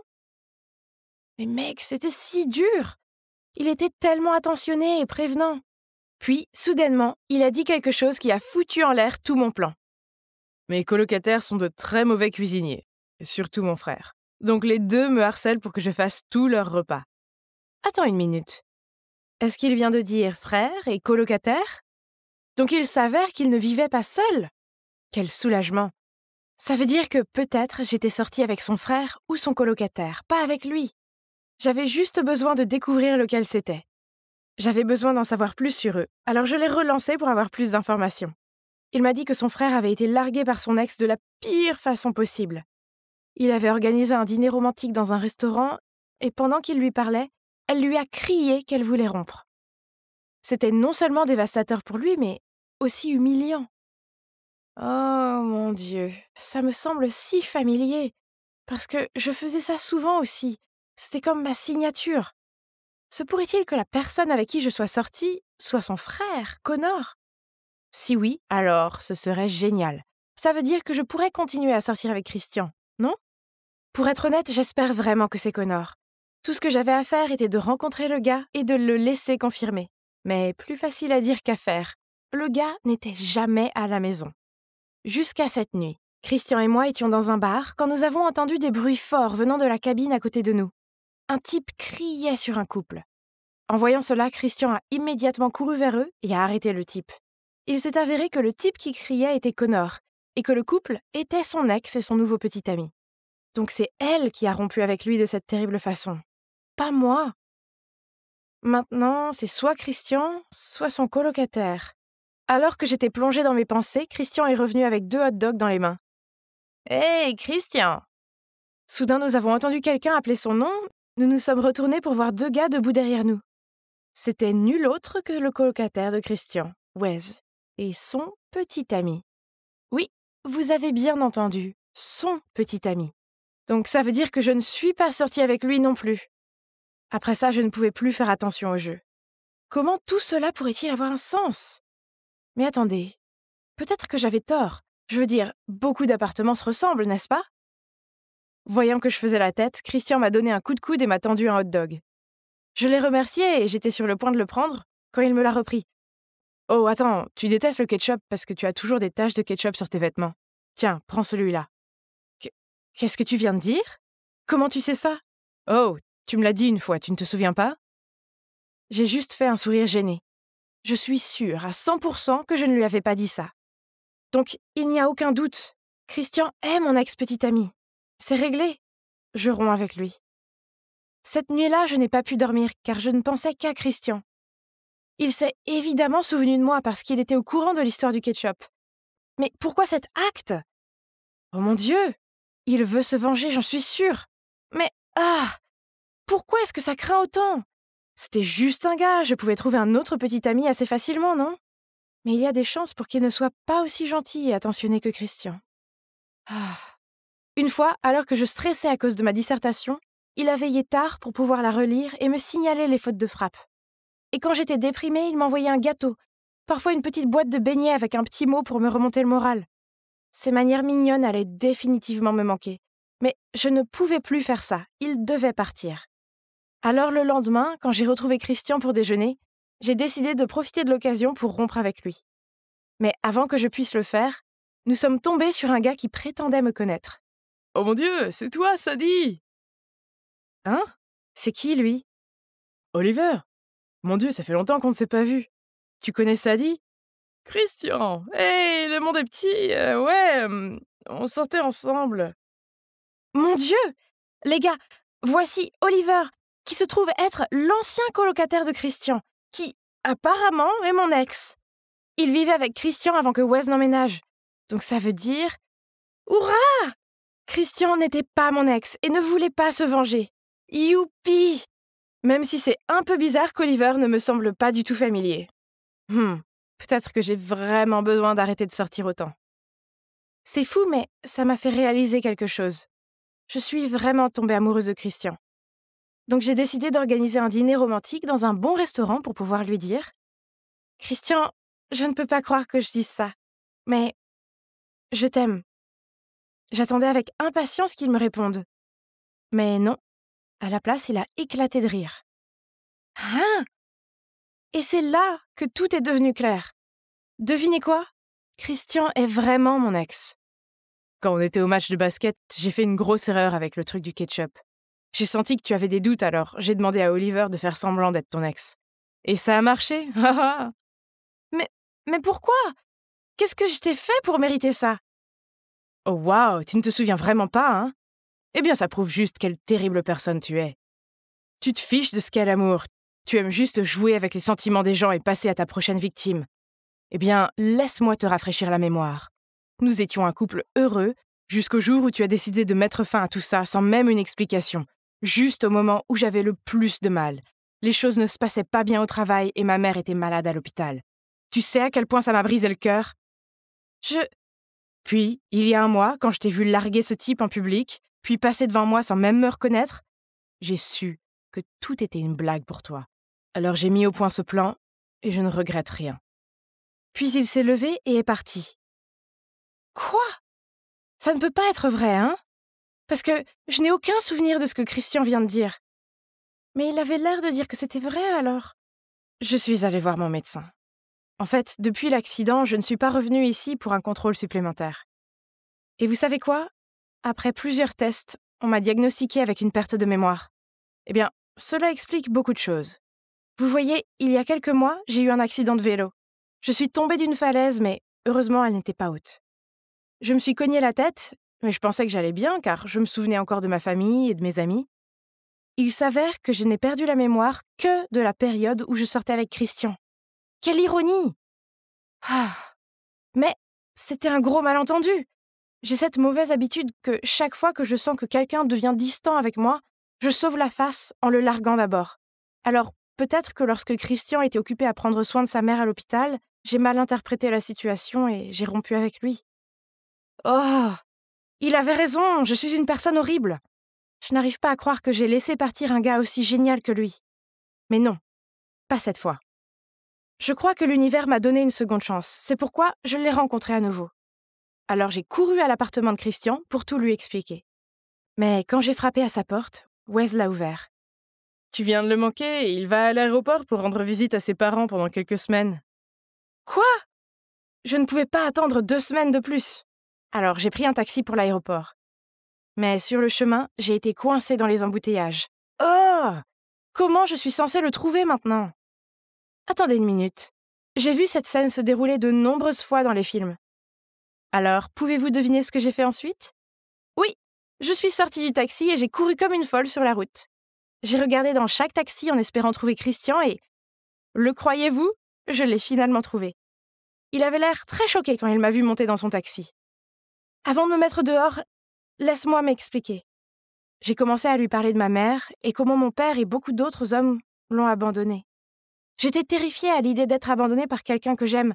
Alors ma propre peur irrationnelle faisait que lorsque Christian était occupé à prendre soin de sa mère, je pensais qu'il était sur le point de me larguer. Alors j'ai mis fin aux choses en premier avec lui. Ce n'est pas parce que tu ne signifiais rien pour moi. Au contraire, tu me fais me sentir en sécurité. C'est juste que je t'aime tellement, je ne voulais pas être blessée par toi. Puis je lui ai expliqué mon accident et pourquoi je ne me souviens pas de lui. Christian est resté silencieux et a gardé la tête baissée. On aurait dit qu'il ne voulait pas me donner une autre chance. J'avais essayé, mais je n'arrivais pas à me faire pardonner. Alors, de mauvaise humeur, j'ai ouvert la porte de la voiture pour en sortir. Mais Christian a pris ma main et m'a dit « Sadie, tu m'as manqué. Ok, très bien, donnons une autre chance. » C'était donc ça. Christian m'a donné une deuxième. Oh, attendez, en fait, c'est la troisième chance. Et pouvez-vous deviner ce que nous avons fait ensuite? Eh bien, je suis maintenant assise à l'aéroport avec Christian, attendant notre vol pour sa ville natale pour rencontrer ses parents. Je mentirais si je disais que je ne suis pas nerveuse. Souhaitez-moi bonne chance. Quand je suis arrivée, j'ai découvert qu'il avait transformé sa chambre en un mini-théâtre, avec des bougies parfumées et des guirlandes scintillantes. Il m'a tendu un bol de pop-corn et alors que j'étais en train de grignoter, une lettre soigneusement écrite est apparue qui disait « Je suis amoureux de toi depuis que nous sommes petits. J'ai retenu mes sentiments car je ne voulais pas ruiner notre amitié, mais je ne peux plus les nier. Alors, veux-tu être ma petite amie ?» Ah, comment fait-il pour être si magnifique et doux et... Hé, andouille! T'écris encore ces trucs ringards? Allez, lâche ça et allons faire une blague à Monsieur Weasley. Ok, j'arrive. Si seulement ce que j'avais écrit prenait vie. C'est mon meilleur ami depuis l'enfance, Adrien. Et comme tu peux le voir, j'ai un gros béguin pour lui. Mais il me voit seulement comme un frère. Comme c'est ironique. Je suis presque sûre que si je lui avoue mes sentiments, il sera tout bizarre en disant que c'est dégoûtant et tout ça. Donc j'ai juste écrit la réalité de mes rêves dans mon roman et je l'ai posté sur Wattpad. J'ai même utilisé un nom de plume. Adrien n'a pas pu découvrir ça car... Au secours, alerte bizarre. De toute façon, c'était plus facile comme ça car je voulais pas que mes parents le découvrent non plus.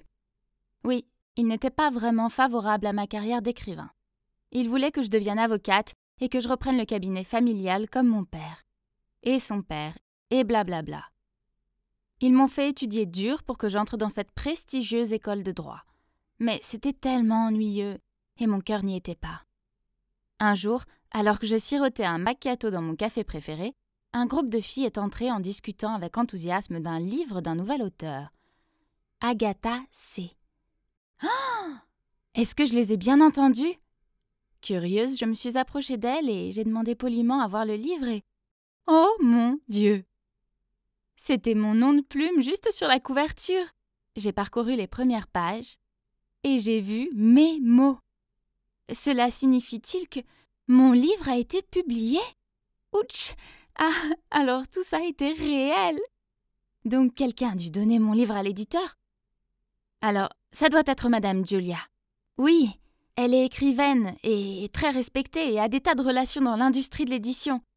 Et heureusement pour moi, elle était mon mentor. Bonjour, Madame Julia. J'appelle juste pour vous remercier pour ce que vous avez fait pour moi. Cécilia, calmez-vous. De quoi parlez-vous? Le livre, bien sûr. Madame Julia, mon livre a été publié grâce à vous. N'est-ce pas? Vous dites n'importe quoi, jeune fille. J'ai à peine commencé à lire votre livre. Alors comment pourrait-il être publié sans que je le sache? Quoi? Donc, Madame Julia ne l'a pas envoyé? Alors, qui l'a fait? Comment ça, vous ne pouvez pas divulguer son identité? C'est mon livre! Madame, tout ce que je peux vous dire, c'est que la personne qui l'a apporté ici prétend être l'auteur du livre et a choisi de ne pas se dévoiler en publiant sous un nom de plume. Nous, en tant qu'éditeurs, sommes légalement liés par cela, donc je ne peux pas vous aider davantage. Mais de quoi parlait-il? Un inconnu a volé à la fois mon livre et mon nom de plume. Je devais prouver qu'ils étaient tous les deux à moi. Ma page Wattpad.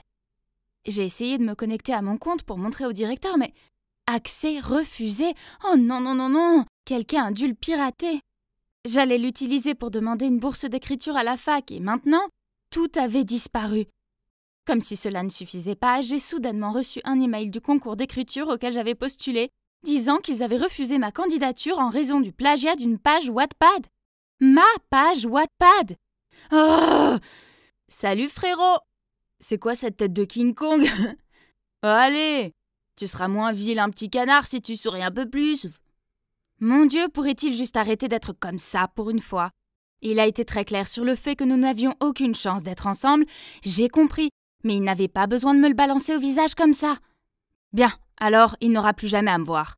Après ça, j'étais déterminée à être transférée dans une autre école dès le semestre suivant. Une école qui apprécierait mes talents d'écrivaine, comme l'Eastwood Academy. Cette école a gagné de nombreux prix de littérature, et il se trouve que je connais quelqu'un là-bas. Lewis, le président du club de littérature, est aussi une étoile montante dans le monde des écrivains. Il est non seulement super talentueux, mais aussi incroyablement gentil, et il m'a beaucoup aidé pour mes romans. Mais entrer dans cette école serait difficile, alors tous les jours, avec toute mon attention, j'enfouissais ma tête sous des piles de livres, tandis qu'Adrien faisait de son mieux pour me distraire. Une fois, il m'a dit de sécher les cours et d'aller voir le nouveau Batman avec lui. J'avais attendu ce film pendant des mois. Mais non, je devais me mettre dans le bain. Adrien n'a pas abandonné aussi facilement. Seulement, juste à ce moment-là, la professeure est apparue derrière son dos et lui a tiré les oreilles pour lui donner un ticket pour la salle de retenue. Le film Batman s'est envolé pour lui. Une autre fois, il a inventé une farce pour Monsieur Jones, le professeur d'éducation physique qui lui a fait faire 10 tours de l'école pour son retard. Mais, désolé, la nouvelle Cécilia n'a pas de temps à perdre avec ses enfantillages. Alors, quand Adrien m'a donné le téléphone de Monsieur Jones et m'a dit de le cacher, je lui ai juste remis calmement. Lorsque Monsieur Jones est retourné dans la salle des professeurs, il a vu Adrien verser un liquide dans son gobelet. Et c'est comme ça qu'Adrien a eu 2 tickets de retenue. Après ça, Adrien a finalement remarqué que j'avais agi différemment. « Cécé, qu'est-ce qui se passe avec toi? Tu continues à m'ignorer. On n'est plus amis ?» « Ne m'appelle pas Cécé, je suis toujours en colère contre toi, donc oui, je veux juste être transférée à l'Académie Eastwood. Tu sais, l'école de Lewis. »« Ah, je vois, arrête ta comédie, je sais déjà tout ça. »« Quoi? Est-ce qu'il sait que je l'aime bien? Il a lu mon livre? Tu l'aimes bien, Lewis, hein? »« Oh. Ouf. Mais, attends, il a vraiment pensé ça? Il était ennuyé? Intéressant. Ouais, et en fait, il m'a demandé de sortir au restaurant ce samedi. Vraiment? Ok, alors, je vais y aller avec toi. On peut pas faire confiance à ce type. Donc Adrien m'a suivi. Il n'arrêtait pas de se plaindre que j'étais bien habillée pour Lewis et qu'en plus, il avait le culot d'être en retard. Donc c'est à ça qu'il ressemble quand il est jaloux? Plutôt mignon quand même. Quand Lewis est arrivé, il m'a fait un gros câlin et je pouvais sentir le regard d'Adrien dans mon dos. Je me suis assise près de Lewis et j'ai rigolé à tout ce qu'il disait. Il a immédiatement compris ce que j'essayais de faire, alors il a joué le jeu, en mettant son bras autour de mon épaule et en me caressant légèrement les cheveux. À un moment, j'ai même aidé Lewis à enlever un cil qui était tombé. Et oh mon Dieu, Adrien n'a pas pu s'empêcher de se jeter en avant pour nous séparer. Juste à ce moment-là, j'ai entendu une voix familière venant de derrière. « Cécilia ?» Et qui sont ces jeunes hommes ? « Lewis ?» « Oh, bonjour Madame Julia. Le monde est petit, hein. Vous connaissez Lewis aussi ?» Elle n'a pas répondu à ma question et au contraire, elle m'a jeté un regard sévère puis m'a traînée dehors. « Cécilia, que fais-tu avec ce bon à rien de traître ?»« Vous voulez dire Lewis ? Qui d'autre ? Il a été fortement critiqué et boycotté par la communauté des écrivains. Je te suggère fortement de l'éviter. »« Oh mon Dieu, je ne savais pas que Lewis avait une si mauvaise réputation. Il a toujours été si gentil avec moi, à moins qu'il n'ait été comme ça que parce qu'il voulait quelque chose, comme mon roman. Et si c'était lui qui l'avait volé? Oh, ça sent pas bon. Alors je me suis précipitée à ma table, j'ai rapidement dit au revoir à Adrien, puis j'ai traîné Lewis. As-tu ou n'as-tu pas volé mon livre? Quoi? Non? C'est Madame Julia qui te l'a dit. Il s'avère qu'il était le protégé le plus brillant de Madame Julia.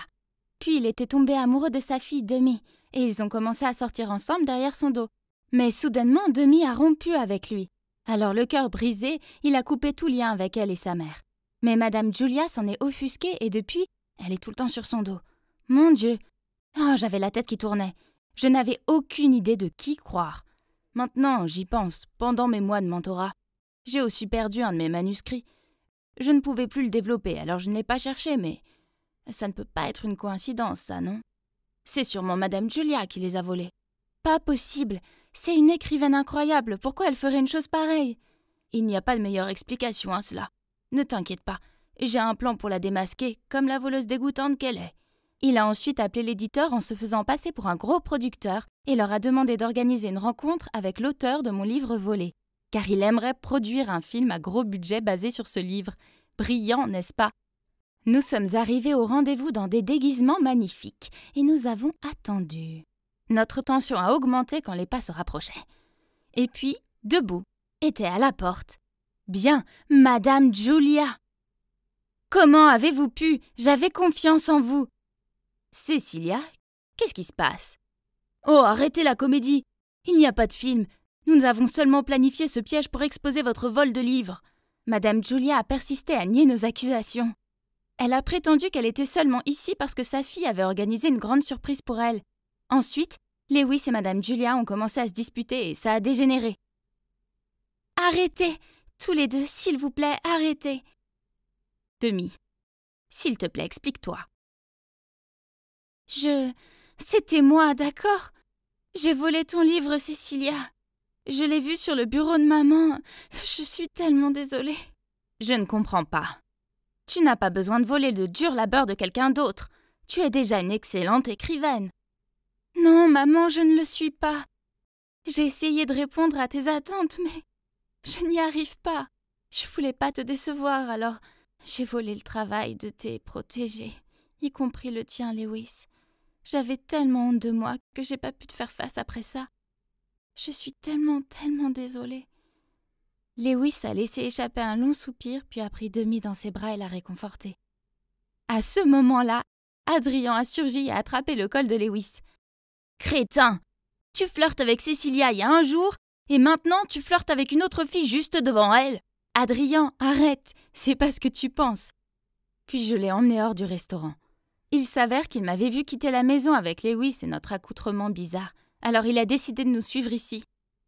La vérité, c'est que j'ai pas le béguin pour Lewis. Et j'ai essayé juste de voir si tu me considérais comme plus qu'une simple amie. Eh bien, je t'aime bien. Beaucoup. Et je veux pas risquer notre amitié. Je peux pas supporter l'idée de ne pas t'avoir dans ma vie. Alors je me suis dit que ce serait mieux de te traiter comme l'un des gars, quoi. Devine quoi? Je t'aime bien aussi, idiot. Alors, qu'est-ce que t'en dis? Ouais, donnons-nous une chance. Mais tu dois me promettre que si les choses ne marchent pas, on restera amis, d'accord? Promis.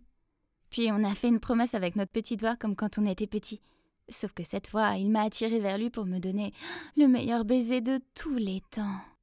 Enfin, mon livre est de nouveau à moi. Et devinez quoi? Il vient de devenir le roman numéro 1 des best-sellers selon le New York Times. Oh, ça mérite d'être célébré. Adrien, peux-tu m'aider à établir la liste des invités? Bien sûr, chérie. Qui veux-tu inviter? Voyons voir. Alors il y a mes parents qui ont été tellement impressionnés par mon travail indépendant qu'ils me laissent maintenant suivre mes rêves d'écriture. Il y a aussi Lewis et Demi. Ah, ils forment un couple si mignon.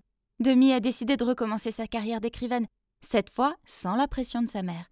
Et avec l'aide de Lewis, elle a un brillant avenir devant elle. Et enfin, Madame Julia, qui soutient désormais pleinement la carrière de sa fille et sa relation avec Lewis.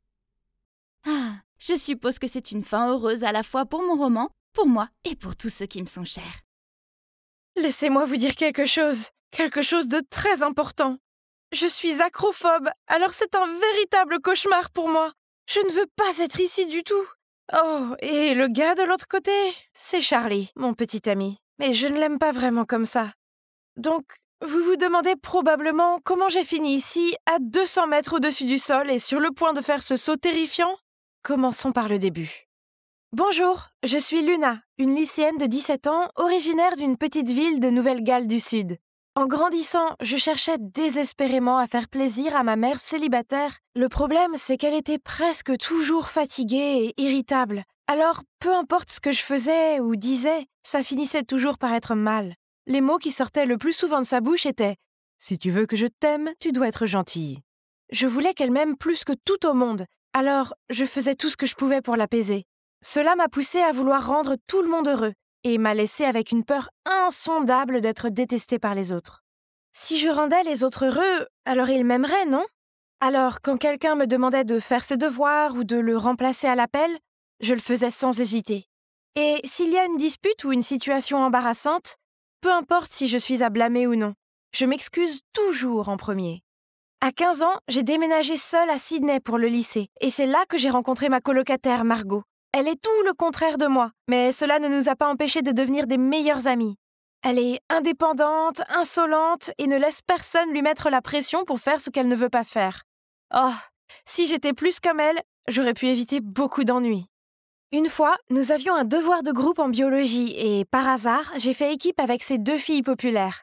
La veille de la date de remise, elles m'ont toutes les 2 envoyé un message pour me dire qu'elles étaient malades et m'ont demandé de faire leur partie.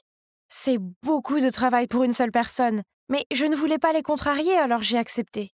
Mais ce soir-là, alors que j'étais sur Instagram pendant ma brève pause après des heures d'études, je les ai vues check-in à une fête. Quoi? Donc elles m'ont menti pour pouvoir sortir et s'amuser et m'ont laissé seule à la maison pour faire leurs devoirs? Oh mon Dieu, j'ai juste envie de prendre ce stylo et de le jeter directement sur leur visage de canard. En quoi c'est mignon! Oh! Mais de qui je me moquais, je savais très bien que je ne pourrais jamais leur dire ce que je pensais vraiment d'elles. Alors, j'ai ramassé le stylo et j'ai continué ma charge de travail destinée à 3 personnes, seule. Je suis restée debout toute la nuit et j'ai bu 3 canettes de boissons énergisantes. Mais c'était juste trop de travail pour une seule personne pour le terminer à temps. Notre devoir, ou devrais-je dire mon devoir, s'est vu retirer des points pour cause de retard, ce qui a rendu les filles populaires furieuses. « Qu'est-ce que tu as fait? Comment as-tu pu rendre le devoir en retard? » Je suis désolée, c'est juste que le faire toute seule était un peu trop pour moi. « Oh, s'il te plaît, tu as eu toute la journée pour le terminer. C'est à cause de ta mauvaise gestion du temps. » À ce moment-là, Margot est sortie de nulle part et s'est interposée entre nous. Si vous 2 vous souciez tant de vos notes, vous auriez aidé Luna à le terminer, au lieu d'aller à une fête stupide. Et si je vous signalais au professeur pour qu'il raye vos noms de... Margot, ça suffit. Désolée, ne faites pas attention à elle. Puis j'ai rapidement éloigné Margot. S'excuser auprès d'elle était une chose ridicule à faire. Ce n'était pas ta faute. Je sais que ce n'est pas ma faute, mais ça ne sert à rien d'en faire une scène, non? Très bien. Dans ce cas, je vais te laisser seule avec tous les problèmes que tu t'es causés. Je n'en ai plus rien à faire. Oh non, je ne voulais pas mettre Margot en colère. Je me suis excusée auprès d'elle, je lui ai dit qu'elle était ma meilleure amie, puis je lui ai proposé d'aller boire un milkshake pour nous réconcilier. Le jour où mon club de bénévoles vendait de la limonade pour récolter des fonds pour une association caritative pour enfants, je suis soudainement tombée malade. Oh non, j'avais dit à tout le monde à quel point cet événement était important, mais maintenant c'est moi qui serai absente. Quelle honte! J'ai donc envoyé un texto au président que j'étais malade, mais que si le club avait besoin de moi, je pourrais quand même essayer de participer. Ah, je peux enfin dormir. Mais qui l'eût cru? Avant même que je puisse me blottir dans mon lit, il m'a répondu qu'ils avaient vraiment besoin de mon aide et que ce serait génial si je pouvais venir. Oh non, est-ce que je devais vraiment traîner ma personne fiévreuse jusque-là?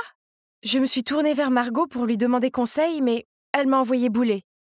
Si tu ne pouvais pas y aller, pourquoi suggérer le contraire? Les gens profiteront toujours de toi si tu les laisses faire. Dis que tu es malade et que tu ne peux pas participer. Elle m'a ensuite raconté que son club de musique se réunissait pour un dîner ce soir, mais qu'elle avait déjà décidé de se faire une séance de relaxation ce soir et qu'elle leur a immédiatement dit qu'elle était occupée ailleurs. Ah, Margot avait raison. Si j'avais fait ce qu'elle m'avait dit dès le départ, je n'aurais pas eu à me creuser la tête pour trouver des excuses pour dire non sans ennuyer personne. J'ai envoyé un message au président du club pour lui dire que j'avais peur de contaminer tout le monde et que je ferais mieux de rester chez moi. Puis je me suis endormie et j'ai retrouvé mes soucis dans mes rêves. Le lendemain, je me sentais mieux, alors après le cours, je suis passée à la salle du club, mais j'ai tout de suite ressenti une ambiance bizarre. Ensuite, lorsque j'ai demandé au président du club combien d'argent nous avions gagné, il m'a complètement ignorée. Oh non, il était clairement toujours en colère contre moi pour l'avoir laissé tomber. J'étais perdue dans mes pensées quand soudain quelqu'un m'a tapé sur l'épaule. « J'ai entendu dire que tu étais malade. Tu te sens mieux maintenant ?» C'était Charlie, un des membres du club. Il m'a dit que le jour où j'étais malade, il a volontairement pris en charge tout mon travail. Alors je l'ai tout de suite invité à un dîner pour le remercier. Il a peut-être mal compris mon geste de bonne volonté, car après cela, il m'a bombardé de textos, d'appels et de mèmes ringards. Puis un jour, alors que nous marchions ensemble, Charlie s'est soudainement arrêté et a pris ma main. « Luna, nous nous connaissons depuis un moment maintenant. Je pense qu'il est temps pour moi d'avouer mes sentiments. Je t'aime bien. Veux-tu sortir avec moi ?» Oh mon... Qu'est-ce qu'il vient de dire? Je suis restée là, abasourdie. Je veux dire, je l'aimais bien en tant qu'amie, mais pas romantiquement. Mais quand j'ai croisé son regard plein d'espoir, ma conscience a commencé à me tourmenter. C'était un type tellement gentil, comment pouvais-je lui dire non?